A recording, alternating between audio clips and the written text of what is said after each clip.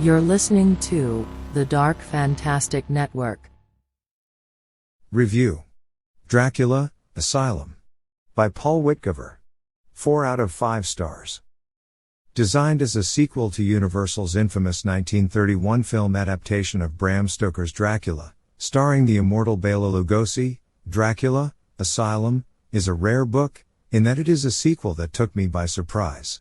As a huge fan of the 1931 film directed by Todd Browning, I sought out the book primarily due to it being an official sequel to that film, expecting a fun, quick read, with a thick accented Dracula roaming the streets of London, drinking blood and spouting one-liners.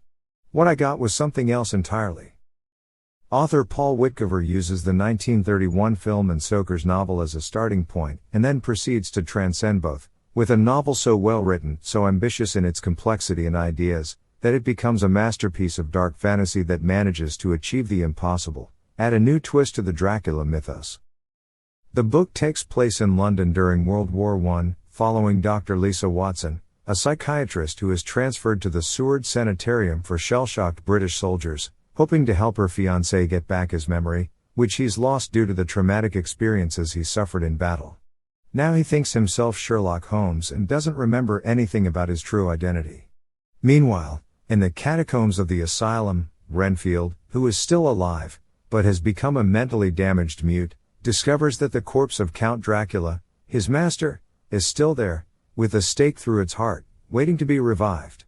So he pulls out the stake, reviving the Dark Count, and all hell breaks loose, as Dracula, whose slumber for the past 20 years has strengthened his psychic powers, plans to destroy the world.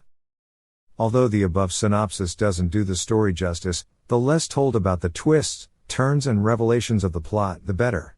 Suffice it to say that if you think you know where the story is going, think again, as Witcover has a multitude of ideas and surprises under his sleeve, and, with his rich, stylized Gothic prose, lays them out one by one, continuously delving into darker psychological territory. Witcover's Dracula is the most cunning, malevolent version of the Count since Bram Stoker's, an evil, shrewd master of darkness and manipulation who is much more dangerous than previously thought. This Dracula's evil is almost biblical in scope. While the main characters, Lisa and Dennis, are three-dimensional and flawed, and Witcover allows us to go under their skin to see the light and darkness within them. Despite the novel's overly dark tone and Witcover's lifting of a couple of ideas from the films They Might Be Giants and Dracula 2000, the writing is so rich, the attention to detail so admirable, the story so original and well plotted, that this novel deserves to be called a near masterpiece of dark fantasy that transcends genres. And, if there's any justice in the world, it should become a classic. Text copyright Ahmed Khalifa. 2011 to 2022.